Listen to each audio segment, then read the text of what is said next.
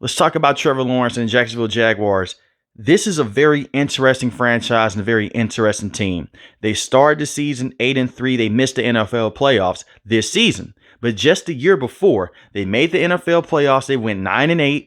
They went on to defeat the Los Angeles Chargers in a great come from behind win. They did lose to the Kansas City Chiefs in tough fashion, but this year was supposed to be the year that Trevor Lawrence was going to submit himself as being one of the top quarterbacks in the AFC and take the Jacksonville Jaguars to the next level. That didn't happen. For the first couple of games of the season, they did look very good. They did have a tough loss against the Kansas City Chiefs because the wide receivers could not put their feet down in the back of the red zone, and it was just a lot of timing issues. But Trevor Lawrence played a lot of games being beat up and banged up. Right now, the Trevor Lawrence and Jacksonville Jaguars have been a major disappointment, and it's not all on Trevor Lawrence. He has 60 turnovers in his first 3 years in the NFL. And he said that he knows that he has to go out there and do a better job taking care of the football, because when you are in the conference that has quarterbacks like Patrick Mahomes, Josh Allen, Joe Burrow, Lamar Jackson, you can't continue to go out there and give those guys chance after chance after chance again to go out there and beat you. And not every interception is on Trevor Lawrence. It's a lot of drops that happened this season, a lot of drops that happened last season as well. They have to get some better wide receivers for this team. They were not healthy on the back half of the season, but to still let that lead get away from you, that hurts. When you were 8-3, when you're sitting top of the AFC at a point in time, and to just fall out the playoff spot, that's a tough look for Doug Peterson and for Trevor Lawrence. They did go out there. They made some coaching changes. They're going to keep Press Taylor around for another year. I don't disagree with that, but at the same time, I wouldn't hate them moving off of Press Taylor. Trevor Lawrence in his rookie season was thrown to the wolves. You had Urban Meyer as the head coach, was a terrible head coach in the NFL, was great in college, but was horrible in the NFL. The offensive line was putrid. The wide receivers were not good enough, and they did not have a good, efficient enough run game with Trevor Lawrence. Because if you do remember, Travis Etienne missed all of his rookie season dealing with a foot injury. So his second year in the NFL was essentially his rookie season. So you did not have that comfortable run game with Trevor Lawrence. And the wide receivers were not all world. The way that the Jacksonville Jaguars have not put enough talent around Trevor Lawrence in the last couple of years have shown. And I'm not talking about the skill positions. Yes, you did go out there and trade for Calvin Ridley. Evan Ingram has become a very good tight end with this team after he had a lot of struggles with the New York Giants. I'm talking about the offensive line. The tackles with this team are not good enough. Anton Harrison can get better moving forward, but he was terrible this season. Cam Robinson was a terrible tackle this season as well. The entire offensive line needs work. And that's what you had to do a better job of moving forward, getting more protectors up front for Trevor Lawrence. You have a quarterback that struggles to take care of the football, and he is going to play. But the injuries are starting to pile up on this kid, and we saw it this season when he suffered a brutal ankle injury against the Cincinnati Bengals. Maybe he shouldn't have played for a couple weeks. They should have set him down. But they went out there, they did let him play, and he didn't look the same. He was not able to step up into certain throws, and a lot of those easy throws that he usually makes, he missed the mark. And the wide receivers with this team, it was a bit weird. Christian Kirk missed some time this season dealing with a core injury. Zay Jones, just a year ago, had over 800 yards receiving, was a very good wide receiver for this team, had 5 receiving touchdowns. The problem was this season, he wasn't fully healthy. He had a knee brace on his knee. He wasn't able to fully go out there and cut on the post routes, on the out routes. You saw him stiff up a bit, and he missed some games this season. He shouldn't have played at all this season because he did more harm than good on the field. And they possibly have hurt him even more by putting him on the field. Yes, he got fully cleared, but you could tell when he was limping on the sideline, he's trying to cut up field. He didn't have the same juice because of that knee brace. And Calvin Ridley was a solid wide receiver for this team. Something was off with Trevor Lawrence and Calvin Ridley. They did not have that good connection. Christian Kirk is the number one target with this team. Just a year ago, he had over 1,000 yards receiving, and it seemed like they were heading into the right direction.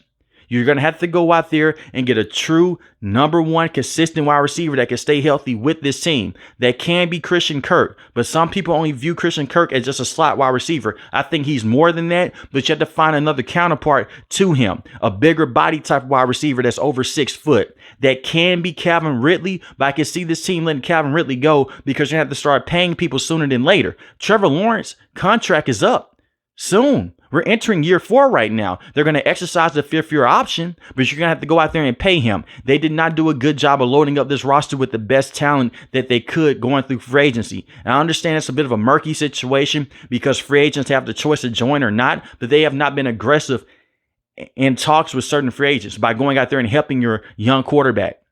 Like I mentioned before, you had Urban Meyer in this guy's rookie season. You have Doug Peterson. The first year was a major success. Second year with Doug Peterson, early on it was a success, but something just felt off.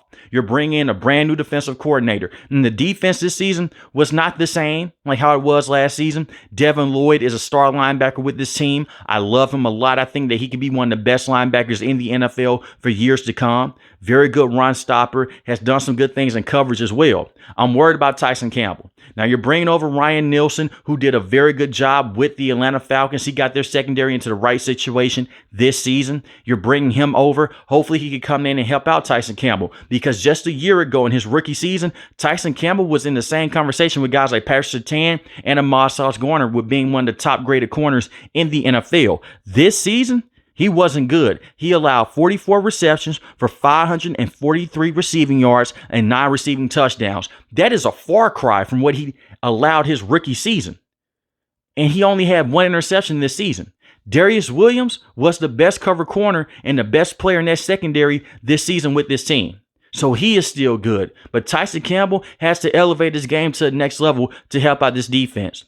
You have a guy like Josh Allen, who I think will get franchise tag in the next couple of days with this team if they cannot go out there and fully re-sign him to a deal. He has 17 and a half sacks, 2 forced fumbles, and an interception. He is phenomenal. A great pass rusher with this team, and I hope that they can keep him around. You also have Trayvon Walker, who was a first overall pick a couple of years ago. His rookie season, he didn't have those high sack numbers, didn't have that high sack production. But we saw him this season. He looked very good. Only 3.5 sacks his rookie season, but 10 sacks this season. And he's one of those guys, when he came out of college, he wasn't as polished as Aiden Hutchinson. A lot of Jaguar fans say, why didn't we go with Aiden Hudson? It's because of the upside. If Trayvon Walker can keep developing, and it seems like he is, he can be a top pass rusher in the NFL. He's already great against stopping the run and bending the edge. He's an athletic freak. There is no reason to why a guy his size should be moving the way that he moves. I have seen him legit walk Derrick Henry back in the backfield and just throw him on the ground single-handedly. Not too many edge rushers can do that in the NFL. When they beat the Tennessee Titans a year ago to push them to getting into the playoffs, he was one of the main reasons for that. Yes, they were without Ryan Tannehill to deal with a lot of injuries, but we had to put respect on this kid's name. He does not get talked about enough, and he was just a first overall pick a couple of years ago. This kid is phenomenal, and I do think that he can be a 13 to 15 sack guy in a season. That's how explosive he is off the edge. Yes, he benefited a lot from playing alongside Josh Allen, but he was winning a lot of one-on-one matchups just blowing past people. So their defense, they have young players. If you want to say Tyson Campbell can get better, we've seen it in the past. He could be a good corner in the NFL. I like Darius Williams a lot. You also have some solid safeties with this team. They're not some of the best safeties in the NFL, but they're solid safeties, and they're good enough to work with this system with Ryan Nielsen. And your defensive line is very good. You look at this team. They were 25th in passing defense, but they were 9th in rushing defense because of those linebackers. And also because those pass rushers up front that are so big and they can just get you out of your spots. So their defense has potential to be very good. They are a young football team. I'm just disappointed in Trevor Lawrence right now because I want you guys to remember this right here. Yes, the offensive line has been bad, and the Jacksonville Jaguars have not done the best by putting elite talent around this kid. The problem is with Trevor Lawrence, when he came out of college, a lot of media personnel said that he would be one of the best quarterbacks in the NFL straight out the gate. That was the expectation. Some people say he was a better prospect than Andrew Luck. They say he was the highest rated prospect since John Elway. We haven't seen that yet. This is a guy that has 60 career turnovers in 3 years, and not every single turnover is on Trevor Lawrence. I marked it down to a T. 52 of those turnovers are on him. The other turnovers were not on him. They were either drop passes that went for interceptions or just a blown up assignment by the offensive line. I would throw that in there as well. When a quarterback in his rookie season only has 2.2 seconds to throw the football before someone's coming in and knocking the ball out of his hands, or when it's a fumble snap by the center, that should not go on the quarterback. So we have to take things into context here. So not everything is on Trevor Lawrence. But at the same time, you're having dumb fumbles like how you had against the Baltimore Ravens, where you're just running in the red zone and the ball just pops out of your hand. What is that? You're not fully concentrated of moving upfield. You're worried about making the big play in open field. Trevor Lawrence has to slow down and just take the easy way out sometimes. It's okay to take the 3 to 4 yard check down route. Instead, you see him look down the field and throw into double coverage and trying to target Evan Ingram, trusting his arm a little bit too much. These are not things that we saw in college. And this is why it's so essential to go out there and make sure your quarterback, when he's young, when he's in the NFL, he has the proper coaching and the proper talent around him, or you sit him down, because he has developed nasty habits throughout the years. And he's also pocket shy as well. What I mean by pocket shy, David Carr, Derek Carr's brother, was a high drafted quarterback by the Houston Texans in the early 2000s.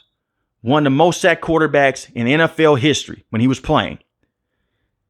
He was gun shy in the pocket to where he started to do fidgety things in the pocket. You can see the same thing with Trevor Lawrence, especially on 2nd and 3rd down, to where they're in shotgun. He just takes off running immediately. When as soon as he feels pressure, he doesn't trust his offensive line. You have to get some stonewall tackles up there, and you have to help out Trevor Lawrence, because if they don't, you're basically self-sabotaging yourself at this point. You're not helping your quarterback out enough. I think Christian Kirk can be very good moving forward if he can stay healthy. Zay Jones, what's going on with that knee? If he can fully recover from that, he can be a good wide receiver as well. Bring in some wide receiving help, of course. You have an awesome running back in Travis Etienne. I love his game. Can catch the football at the backfield. Is very good in open field. It's a powerful runner at times as well. And that's why they were 8-3 at that point in time, because they ran the football more.